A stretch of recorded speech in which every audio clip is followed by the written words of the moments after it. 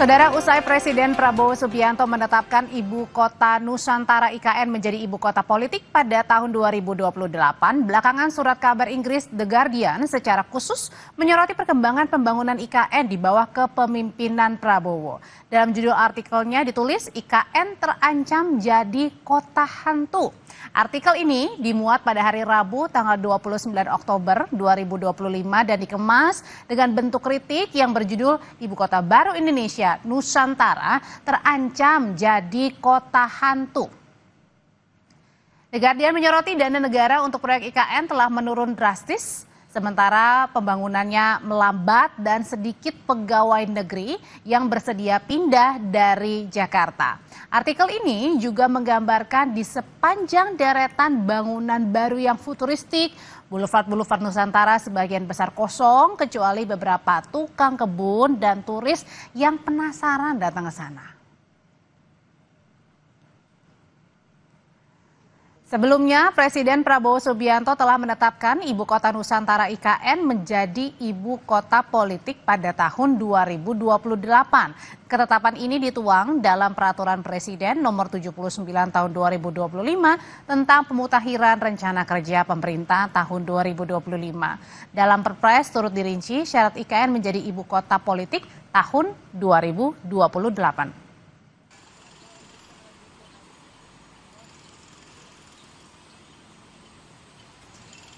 Dalam lampiran Perpres merinci syarat IKN menjadi ibu kota politik 2028, pertama adalah terbangunnya kawasan inti pusat pemerintahan dengan luas mencapai 800 hingga 850 hektar.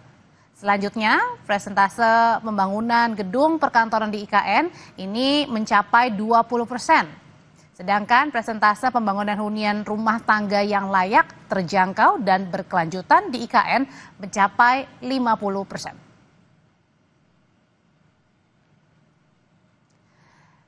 Sementara Sekretaris Jenderal Projo Handoko mengaku optimistis pembangunan IKN jadi ibu kota akan terlaksana sesuai dengan target.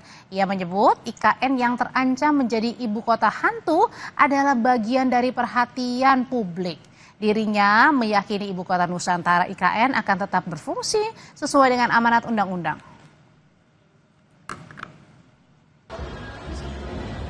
Udah pernah ke sana belum? Belum pernah ya. Kalau saya bukan soal itu akan jadi kota hantu atau tidak, itu ya harus, ya kalau saya optimis itu akan jadi ibu kota yang bagus dan itu adalah perintah undang-undang juga. Karena kan kita juga sudah sepakat bahwa ibu kota negara itu dipindah ke Nusantara, ke IKN. Jadi kalau ada kekhawatiran, ya saya melihatnya itu sebagai bagian dari perhatian yang harus kita tangkap juga, kita harus pastikan. Tapi kalau saya melihat progres, melihat kondisi di sana, ya saya optimis IKN akan jadi kota yang bagus kok IKN gitu. Keren, undang-undang udah perintahnya begitu, ya harus jalankan juga seperti itu. Yakin juga dengan target Pak Prabowo bilang 2028 jadi ibu kota politik itu akan tercapai, yakin? Yakin lah, di sana kan berbagai infrastruktur dan fasilitas juga udah jadi. Saudara, usai WUS yang disorot karena beban utang sangat besar, kini kondisi Ibu Kota Nusantara IKN jadi sorotan media Inggris The Guardian yang mengkritik keadaan IKN semakin sepi. Kita bahas lengkapnya bersama juru bicara PSI, Kamarudin, lalu ada juga peneliti senior Great Institute, Jumhur Hidayat, dan analis politik Yunarto Wijaya. Selamat sore Bapak-Bapak semua. Selamat sore. Ya, saya mau nanya ke Bang Kamarudin dulu. Bang Kamarudin, kenapa nih lagi-lagi legasinya Pak Jokowi diusik-usik? Kali ini yang terakhir adalah tanggapan dari koran Inggris The Guardian yang mengkritik bahwa kondisi IKN saat ini sepi.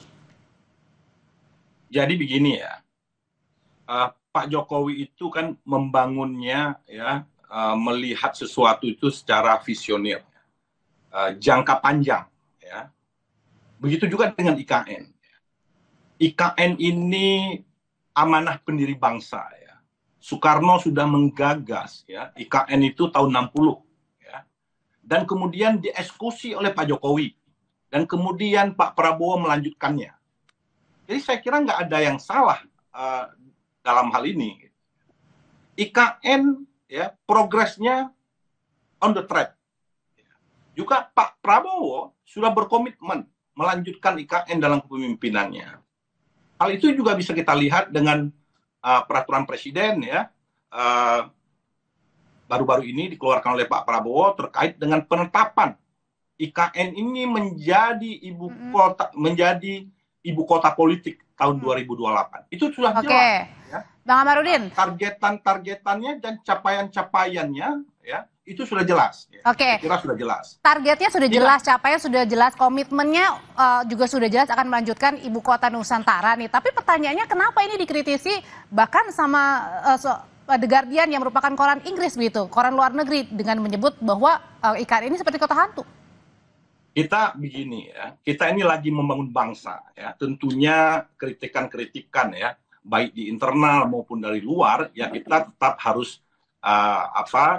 menghargainya. Tapi yang paling penting adalah faktor internal kita sebagai bangsa yang besar ya, sebagai bangsa yang punya gagasan-gagasan besar seperti gagasan Pak Jokowi ingin menciptakan Indonesia sentris ya. Gagasan ini adalah gagasan Indonesia sentris ya. Selama ini pembangunan itu hanya berpusat ya di Jawa gitu ya. PDB kita 58% itu di Jawa. Populasi manusianya 56% itu di Jawa. Pak Jokowi kan ingin ya membutuhkan pemerataan pembangunan dengan konsep Indonesia sentris. Jadi dengan kritik ini ditanggapnya apa Bang Kamarudin pesannya? Ya. Dengan kritik yang dilakukan oleh koran Inggris, media Inggris ini apa pesan yang ditangkap? Ya kita melihat kritikan ini positif ya buat kita bangsa Indonesia dalam melihat progres pembangunan IKN. Tetapi apa yang dilihat oleh bangsa luar ya tentunya ya belum tentu juga itu sesuai dengan fakta yang terjadi di lapangan ya. Saya kira di lapangan berjalan terus progresnya. Misal dikatakan IKN sebagai kota hantu itu hanya saya kira ilusi saja ya. Saya kira ya IKN itu berjalan pembangunannya, bahkan Pak Prabowo sendiri sudah berkomitmen, bahkan sudah menetapkan capaiannya di tahun 2028 kita akan menjadi ibu kota politik di. Jadi ini merupakan kritik yang membangun aja sebenarnya, nggak ada masalah gitu ya. Kalau gitu saya tanyakan ke Bang Jumhur. Bang Jumhur, kan kemarin waktu itu terakhir adalah Pak Presiden menyatakan komitmennya akan melanjutkan IKN di 2008 menjadi ibu kota politik. Nah sebenarnya ibu kota politik ini apa nih? Ada pembeda nggak dengan IKN? Ya saya rasa itu sih semacam eufemisme aja dari sebetulnya apalah itu tidak layak untuk diteruskan sebetulnya. Tapi mungkin tidak mau terburu-buru ya itu gambaran kami dari luar. Dan faktanya memang. Maksudnya tidak layak diteruskan gimana nih Bang Jumhur? Ya sekarang gini ya, kita ini memang agak dalam 10 tahun pemerintahan Jokowi itu peradaban bangsa kita itu diturunin gitu. Jadi segala sesuatu hanya berdasarkan soal fisik. Soal ibu kota itu ya tuan-tuan dan puan-puan itu soal ruh bukan soal fisik ya.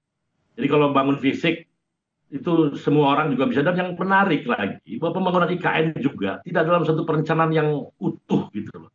Tiba-tiba dipidatokan oleh presiden dan semua orang terjebak harus membangun IKN. Nggak pernah ada perencanaan, diskusi publik, FGD nggak pernah ada. Tapi sekarang bukan sudah ada komitmen bahwa di 2028 IKN akan menjadi ibu kota politik? Iya, saya setuju itu sudah ada, tapi perubahan-perubahan itu sangat mungkin terjadi. Besok sekarang ada yang namanya opportunity loss gitu ya, uang sekian puluh triliun mau dialihkan ke sana, sekarang udah 75 triliun loh.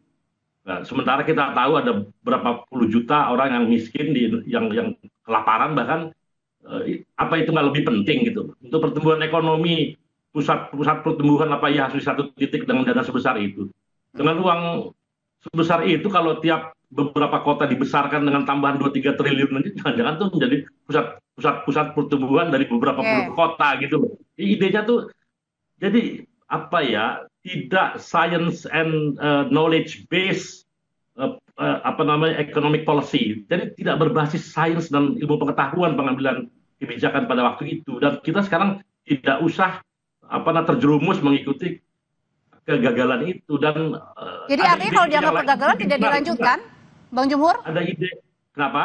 Kalau dianggap kegagalan berarti artinya dilanjutkan atau enggak nih komitmen untuk ibu kota Nusantara ini? Menurut saya, kalau saya Nanti ya Bang pribadi, Jumhur ya.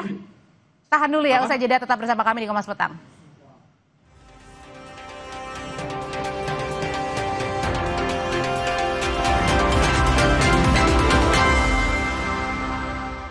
Saksikan breaking news Kompas TV, saudara. Sirine polisi dan teriakan massa demo. Sejumlah tuntutan ini dilayangkan. Buntut jas unjuk rasa. Sangat kondusif. Untuk ini baru sampai Sementara yang di disasar oleh depan pengunjuk gedung rasa ini DPR adalah di kantor Jawa DPR Barat. Senayan. Tadi kami lihat sudah dipukul mundur oleh Sore ini sudah harus bertemu dengan pimpinan lokasi DPR. demonstrasi mulai memanas, saudara, karena tadinya para siswa Breaking News Kompas TV. Selalu ada satu hal yang membuat kita terus melaju. Untukku selalu ada Milton Sugar Free. Ada satu momen ketika kita tak terhentikan. Dedikasi dan impian kita lah yang membuat kita terus maju. Milton Sugar Free. Enjoy your moment. Tidak semua air itu aqua. Yang dipilih dari sumber air di gunung terlindungi, disaring bertahun-tahun oleh lapisan bebatuan, dan kaya akan mineral alami yang seimbang. Sehingga aqua terasa dingin tanpa didinginkan. Eredivisie mengalami kekalahan di match sebelumnya. FC Utrecht mencari momentum untuk back on track ke jalur kemenangan kala menerima lawatan NEC Nijmegen. Duel adu ketajaman antar striker menjadi sorotan. Jivai Zekiel dan Koki Ogawa. Siapakah yang mampu membawa timnya meraih kemenangan? Eredivisie FC Utrecht versus NEC Nijmegen. Minggu 2 November pukul 10:30 malam. Live di Kompas TV. Sejak beroperasi secara komersial 2023 silam, kereta cepat Jakarta-Bandung Wush terus merugi karena okupansi penumpang tak sesuai target. Di saat utang ke China Development Bank masih menumpuk, isu dugaan korupsi berupa markup proyek Wush justru mencuat. Tolong KPK cari dokumen itu, termasuk negosiasi di Cina. Jadi kalau sudah baca itu, teliti itu oleh KPK, baru dia bisa menetapkan apakah ini korupsi atau tidak. 60 menit special report, Minggu 2 November, pukul 6 petang di Kompas TV.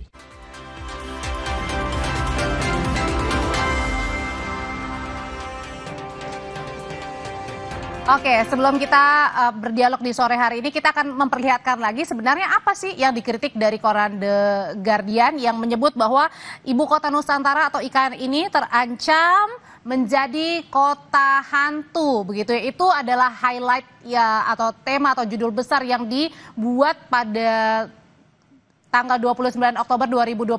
Jadi pertanyaan saya Mas Toto, sebenarnya terancam kota hantu versinya The Guardian ini tertujunya ke siapa? Ke Pak Jokowi atau ke Pak Prabowo?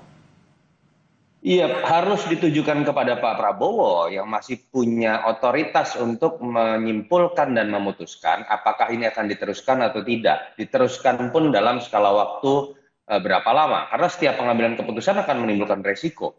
Yang jelas ada beberapa fakta yang nggak bisa dibantah. Pertama, ini sudah lari dari schedule atau timeline yang sebetulnya coba dibangun oleh Pak Jokowi di awal kemudian ingin membangun IKN. Yang kedua, dan itu bisa dilihat, yang kedua realisasi anggaran dari tahun ke tahun itu terus mengalami penurunan. Kalau kita bicara terakhir di zaman Pak Jokowi itu sudah habis sekitar 70 triliun lebih. 2025 kita bicara mengenai anggaran 14 triliun, itu pun sempat diblokir karena ada efisiensi. 2026 itu hanya 6 triliun.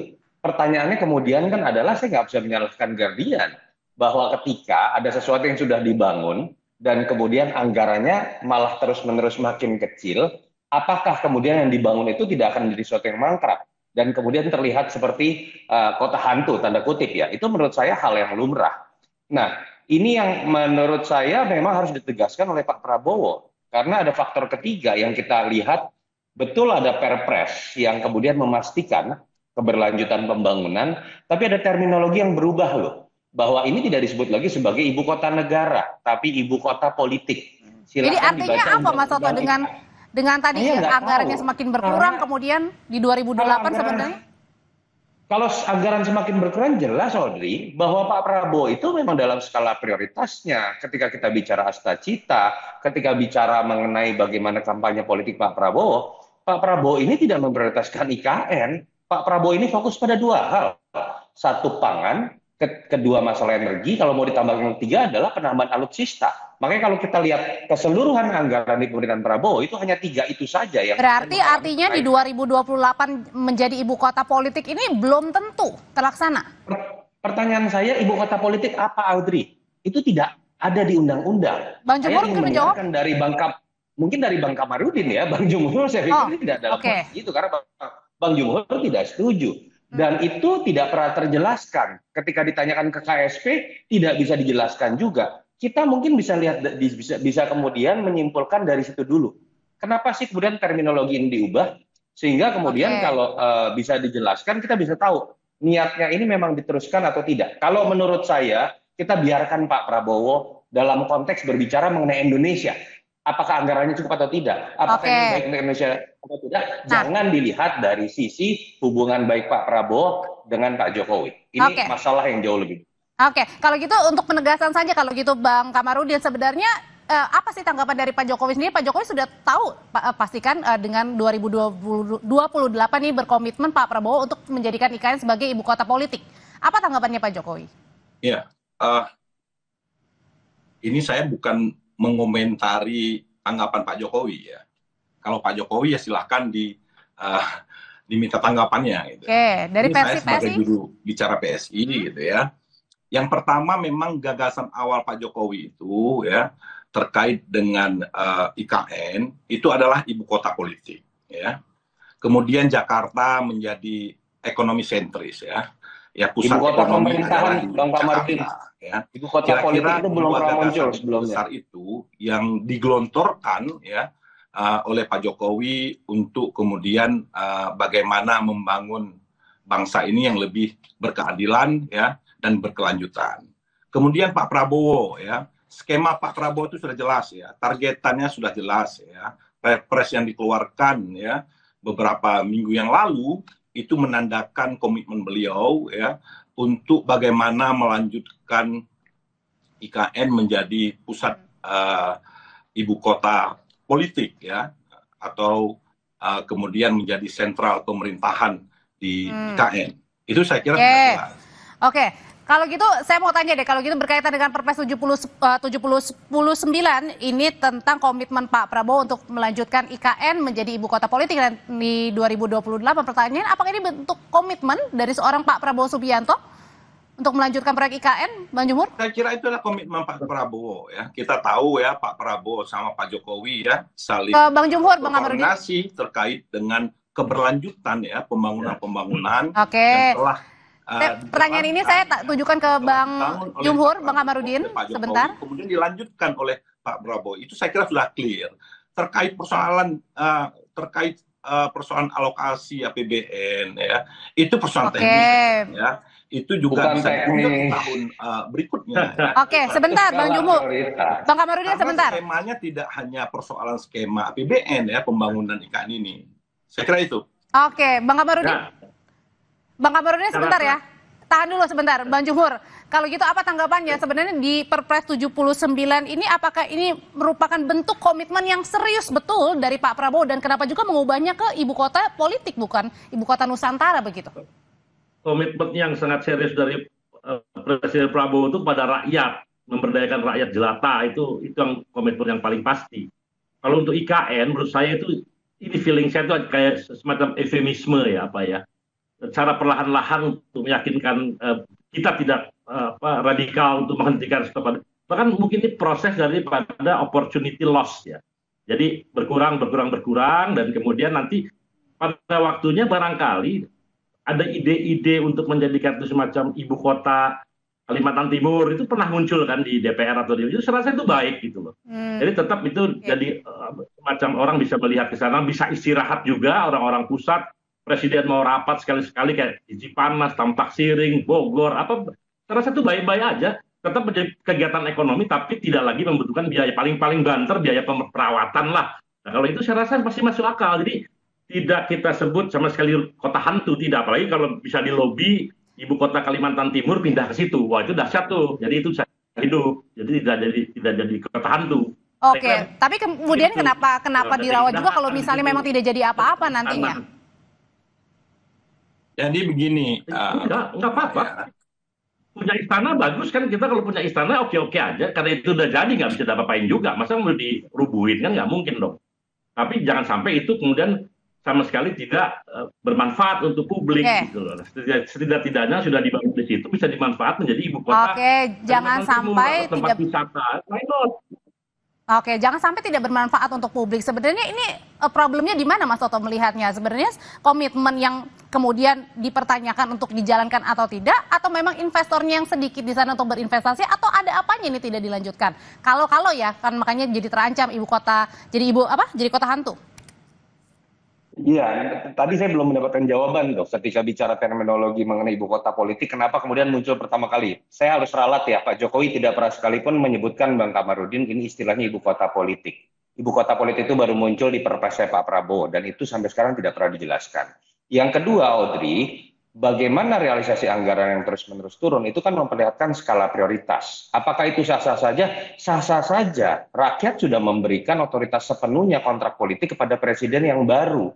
Betul ada continuity dalam konteks Pak Prabowo melanjutkan Pak Jokowi, tapi kan kita tahu bahwa dua orang ini dua orang yang berbeda.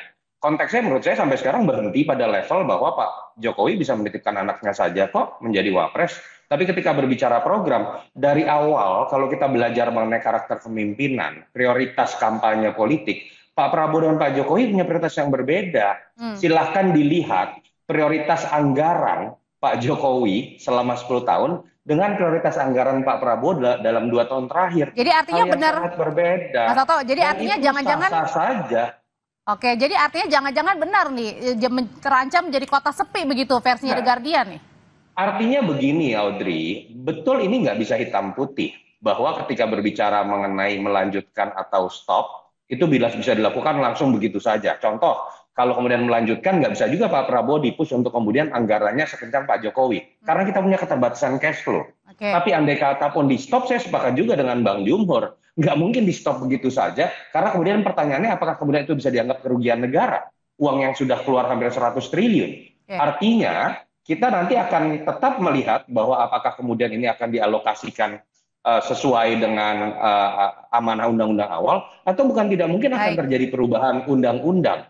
Dan seperti kita lihat, bahkan beberapa partai dulu pendukung Jokowi, sekarang pemerintahan Pak Prabowo seperti Nasdem, misalnya sudah memberikan satu ide baru untuk menjadi ibu kota Kalimantan Timur. Kemungkinannya menurut saya masih sangat banyak sekali. Tapi jelas memang IKN bukan program prioritas Pak Prabowo. Dan masih menjadi teka-teki juga ya, akan dilanjutkan serius atau enggak begitu. Terima kasih Mas Yunarto Wijaya, Bang Kamarudin, dan juga Bang Jumhur. Selamat sore Bapak-Bapak.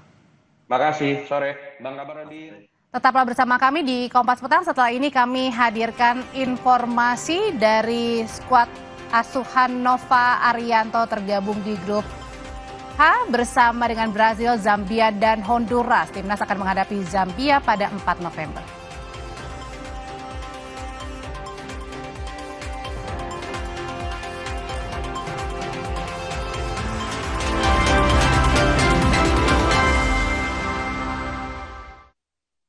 Eredivisie mengalami kekalahan di match sebelumnya. FC Utrecht mencari momentum untuk back on track ke jalur kemenangan kala menerima lawatan NEC Nijmegen.